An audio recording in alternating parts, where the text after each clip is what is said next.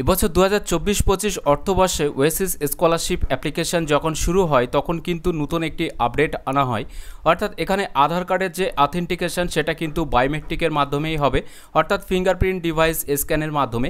তো সেখানে দেখা যাচ্ছে যে বহু মানুষের ক্ষেত্রে কিন্তু প্রবলেম হচ্ছে, যেমনটা তারা যখন বায়োমেট্রিক ডিভাইসটাকে অ্যাটাচ করছেন তখন যখনই এখানে রেজিস্ট্রেশন করতে যাচ্ছেন হয় লাইট জ্বলছে না, কারো ক্ষেত্রে হয়তো বায়োমেট্রিক ডিভাইস যেটা সেটা সাপোর্ট নিচ্ছে না।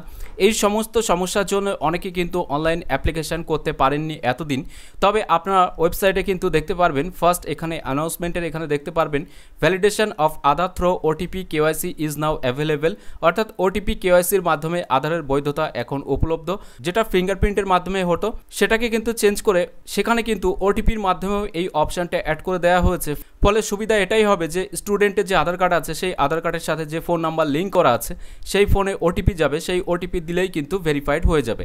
তো চলুন আমরা এখান থেকে একটা ডেমো হিসেবে দেখে নেব যে এটা কীভাবে কাজ হচ্ছে। এর জন্য স্টুডেন্ট রেজিস্ট্রেশন এখানে ক্লিক করলাম। এখানে ক্লিক করার সাথে সাথে এখান থেকে যে ডিস্ট্রিক্টটা আছে ফার্স্ট আমার সেই ডিস্ট্রিক্টটাকে সিলেক্ট করলাম, এরপরে ওকে বাটনে ক্লিক করলাম। এরপরে দেখতে পারবেন এখানে কিন্তু এরকম একটি ফ্ল্যাশ মেসেজ দিয়ে দেবে, এখান থেকে অবশ্যই এগুলো ভালো করে পড়ে নেবেন অ্যাপ্লিকেশন করার আগে। এরপরে এখানে আমি সহমত এটাতে ক্লিক করবেন, এখানে কাস্ট সার্টিফিকেট নাম্বার যেটা সেটা দিয়ে দেবেন। এখানে ক্লিক করে কাস্ট সার্টিফিকেট যেদিন ইস্যু হয়েছে সেই ডেটটা এখানে দিয়ে দেবেন। এরপরে ক্যাপচা যেটা আছে সেটা এখানে দিয়ে সাবমিট অপশানে ক্লিক করবেন। তো সার্টিফিকেট নাম্বার এই সমস্ত ডিটেলস দিয়ে সাবমিট অপশানে ক্লিক করার সাথে সাথে দেখতে পারবেন এরকম ইন্টারফেসটি ওপেন হবে। এখান থেকে কিন্তু শুধুমাত্র ওবিসি বা এসসি যারা রয়েছে তাদের ক্ষেত্রে এটা দেখাবে না, পরবর্তী স্টেপগুলো আপনারা এগিয়ে যেতে পারবেন, কিন্তু এসটি যারা রয়েছে তাদের ক্ষেত্রে কিন্তু এই অপশানটি দেখাবে। তো এখানে আধার নাম্বার যেটা সেটা দেবেন, সেম আধার নাম্বার এখানে দেবেন। এরপরে গেট ওটিপি যে বাটনটি আছে এই গেট ওটিপি বাটনে আপনারা ক্লিক করবেন। এরপরে আপনার আধার রেজিস্টার্ড ফোন বা ইমেলে কিন্তু একটি ওটিপি যাবে। ওটিপি যাওয়ার পরে আপনারা কিন্তু সেই ওটিপিটা এখানে ইনপুট করবেন। এখানে সাকসেসফুলি ওটিপিটা ইনপুট করার পরে এখানে ডিক্লারেশনে একটা টিক দেবেন, এখানে একটা টিক দেবেন।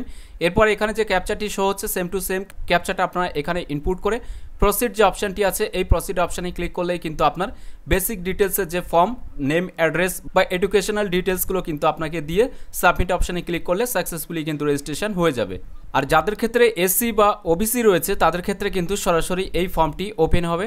কাস্ট সার্টিফিকেট নাম্বার দেওয়ার পরে যখনই সাবমিট অপশানে ক্লিক করবেন তখন এখানে দেখতে পারবেন নেম অ্যাজ পার আধার কার্ড, অর্থাৎ আধার কার্ডের যে নামটি আছে সেই নামটি এখানে দিতে হবে। এরপরে মেল নাকি ফিমেল সেটা এখান থেকে সিলেক্ট করবেন। এরপরে date of birth of applicant, অর্থাৎ এখানে ক্লিক করে আপনারা হাল যেটা সেটা চেঞ্জ করবেন। এখানে ক্লিক করে মাস চেঞ্জ করে আপনার যে ডেট অফ বার্থ হবে সেটা দিয়ে দেবেন। এরপরে আধার কার্ড নাম্বার আপনার যেটা আছে সেই আধার কার্ড নাম্বারটিকে এখানে ইনপুট করবেন, সেম আধার কার্ড নাম্বারটিকে এখানে ইনপুট করতে হবে। এরপরে দেখতে পারবেন এখানে দুটি টার্মস কন্ডিশন আছে, এগুলোকে টিক দিয়ে দেবেন। এরপরে এখানে যে ক্যাপচাটি শো হচ্ছে সেম টু সেম ক্যাপচাটা কিন্তু আপনাকে পেজটিকে স্ক্রল ডাউন করে নিচে একটা বক্স দেখতে পারবেন, এই বক্সেই কিন্তু আপনাকে ক্যাপচা যেটা আছে সেটাকে ইনপুট করতে হবে। এরপরে প্রসিড যে অপশানটি আছে এই প্রসিড অপশানে ক্লিক করতে হবে। প্রসিড অপশানে ক্লিক করার পরে দেখতে পারবেন এরকম একটি ফর্ম কিন্তু ওপেন হবে। এখান থেকে আপনার নেম, অ্যাড্রেস, মোবাইল নাম্বার এই সমস্ত জিনিস, এছাড়াও স্টুডেন্ট ক্লাস ডিটেলস বা এখানে অ্যাকাউন্ট ক্রিয়েশনের জন্য একটা পাসওয়ার্ড, এই সমস্ত তথ্যগুলো দেওয়ার পরে এখানে ক্যাপচাটা দিয়ে এই 4টি স্টেপ যেগুলো আছে এগুলোকে টিক দিয়ে সাবমিট অপশানে ক্লিক করলে কিন্তু আপনার রেজিস্ট্রেশন সাকসেসফুলিভাবে কমপ্লিট হয়ে যাবে।